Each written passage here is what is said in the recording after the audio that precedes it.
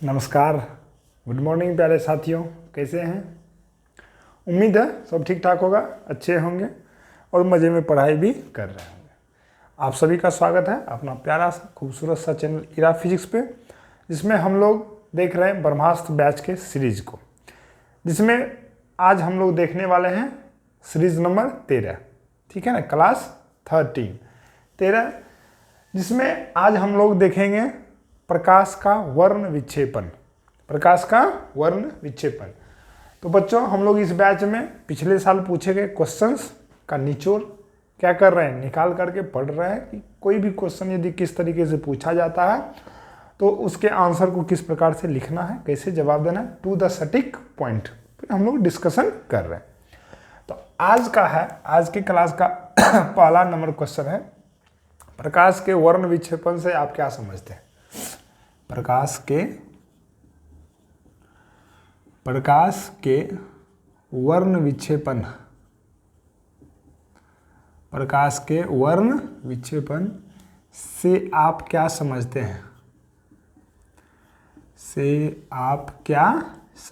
हैं, ठीक है। और इसी के साथ में पूछा गया है कि इंद्रधनुष की व्याख्या करें। किसकी व्याख्या करना है, इंद्रधनुष की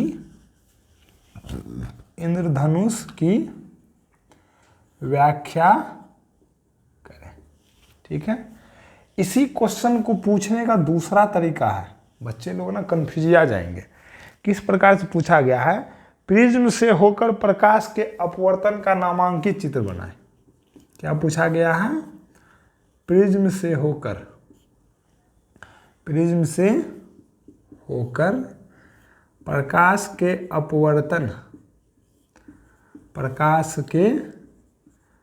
अपवर्तन का नामांकित चित्र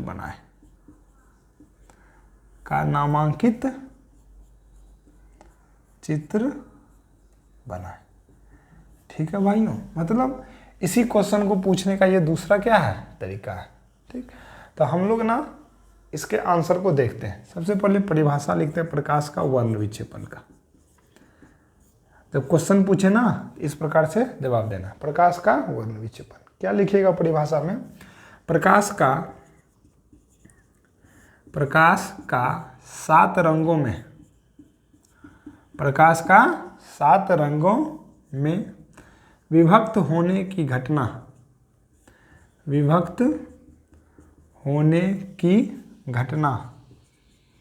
को, प्रकाश का 7 रंगों में विभक्त होने की घटना को प्रकाश का वर्ण विक्षेपण कहते हैं। प्रकाश का वर्ण विक्षेपण कहते हैं। ठीक है भाई, ये हो गया परिभाषा। अब हम लोग क्या करते हैं ना, इसके रे डायग्राम को बना देते हैं। ये क्या हो गया, प्रिज्म। सारी बातों को हम लोग एक एक करके चर्चा करेंगे, मजे में लिखेंगे, समझेंगे। ये क्या हो गया, प्रिज्म। और हम लेते हैं श्वेत प्रकाश। क्या ले लिए, श्वेत प्रकाश, है ना। श्वेत प्रकाश है यह। यहाँ पे एक हम मान लीजिए कार्टून लगा दिए जिसमें एक छेद है, उसी छेद से एक रे निकल के क्या हो रही है, जा रही है। हम लिख देते हैं यहाँ पे श्वेत प्रकाश। श्वेत प्रकाश को ही बोला जाता है क्या चीज, सूर्य का किरण या सूर्य का प्रकाश, है ना। सूर्य का प्रकाश ये कितने रंगों से मिलके बना होता है, 7 रंगों से मिलके बना होता है ना। अब ये क्या हो गया, यहाँ पे अपवर्तन की क्रिया होगी और अपवर्तन की क्रिया के बाद यह कितने रंगों में विभक्त हो जाएगी, तो 7 रंगों में। अपवर्तन की क्रिया के बाद देखिए पुनः अपवर्तन होता है, लेकिन हम ऐसे दिखा रहे हैं।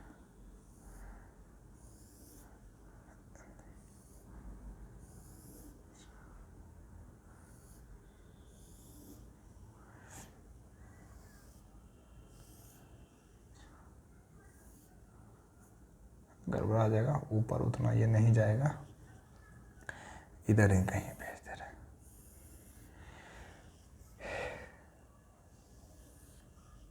ठीक है,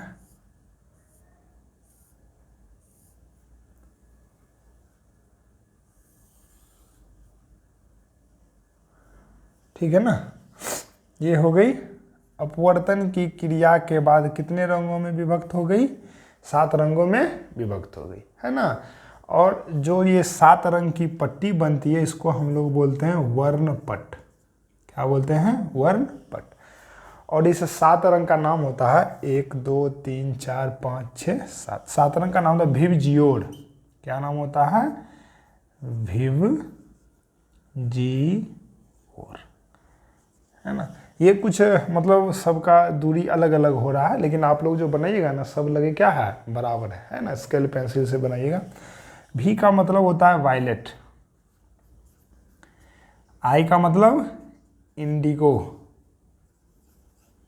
बी का मतलब ब्लू, जी का मतलब ग्रीन, वाई का मतलब येलो, ओ का मतलब ऑरेंज, आर का मतलब रेड, है ना। इसका हिंदी तो जान रहे होंगे, बैगनी, जामुनी, नीला, हरा, पीला,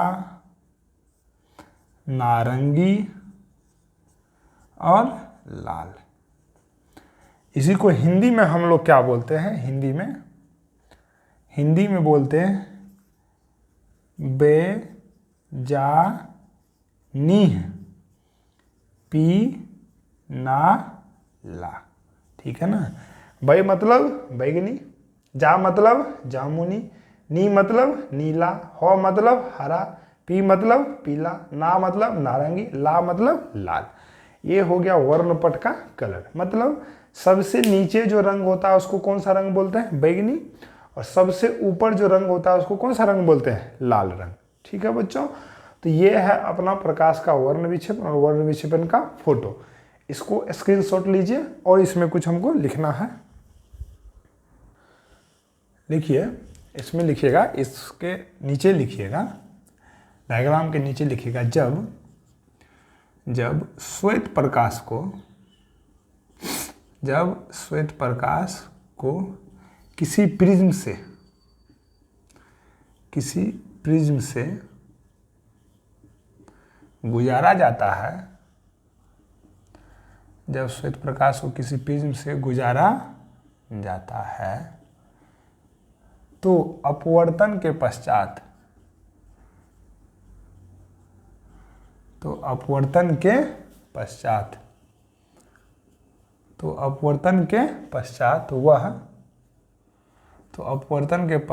वह 7 रंगों में विभक्त हो जाता है। 7 रंगों में विभक्त हो जाता है।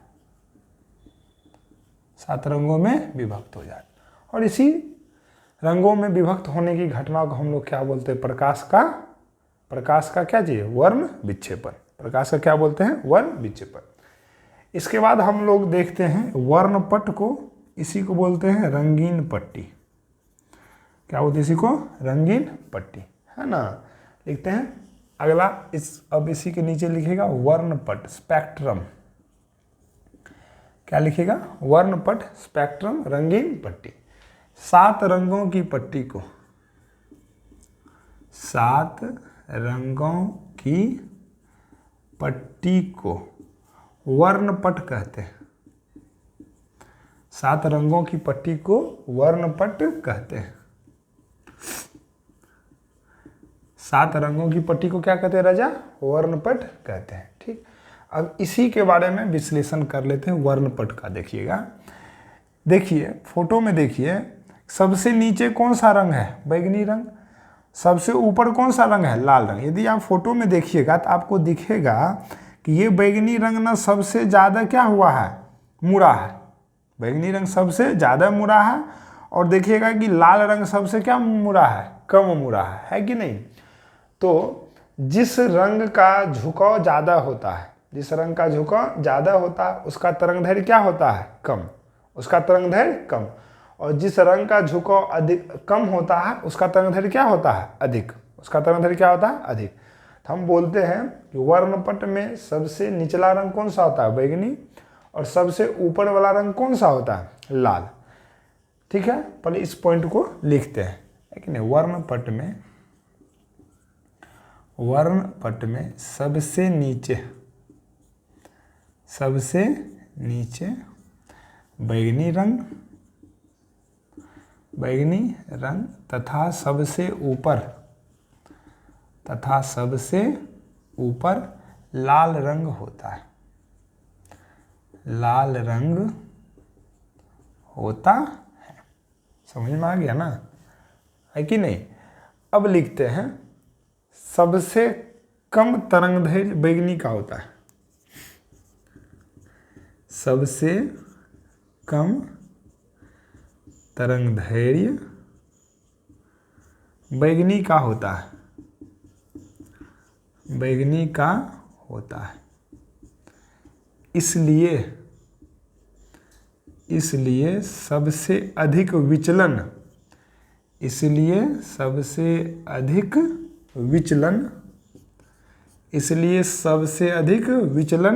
किसका होता है? बैगनी का ही होता है। इसलिए सबसे अधिक विचलन बैगनी का होता है। ठीक है बच्चों, स्क्रीनशॉट लीजिए जल्दी में, है ना। अगला लिखिएगा सबसे अधिक तरंगदैर्घ्य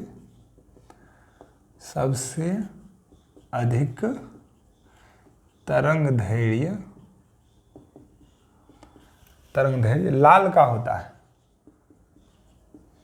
लाल का होता है। इसलिए सबसे कम विचलन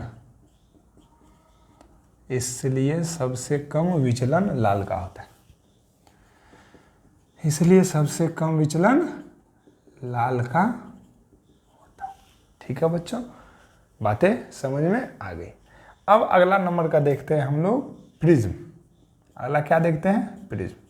ये बात समझ में आ गया होगा ना कि लाल रंग का तरंगदैर्घ्य अधिक होता है, सबसे कम विचलन भी होता है, मतलब इधर उधर वो कम मुड़ता है। इसीलिए लाल रंग का उपयोग हम लोग खतरे के निशान के लिए भी करते हैं। ये भी एक क्या है? कारण है, बहुत ही इंपॉर्टेंट कारण है ना। अगला देखते हैं प्रिज्म। यही अपना क्या है भाई? प्रिज्म। यही क्या अपना? प्रिज्म। देखिए तीन ओर से घिरे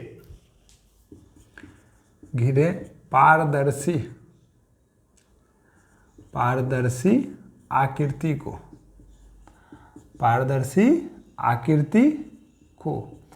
प्रिज्म कहते हैं। समझ में आ गया ना। अगला है, मतलब ये हो गया पारदर्शी, मतलब ये मान लीजिए शीशे विशे का बना होता है, पारदर्शी या लाइट इधर से उधर क्या हो रही है? जा रही है। अगला इसमें वर्ड यूज है श्वेत प्रकाश। ये सब लिख दे रहे हैं, है ना। पूछे ना तो ये सब बातों का जिक्र करें। श्वेत प्रकाश है कि नहीं? लिखिए सूर्य के प्रकाश को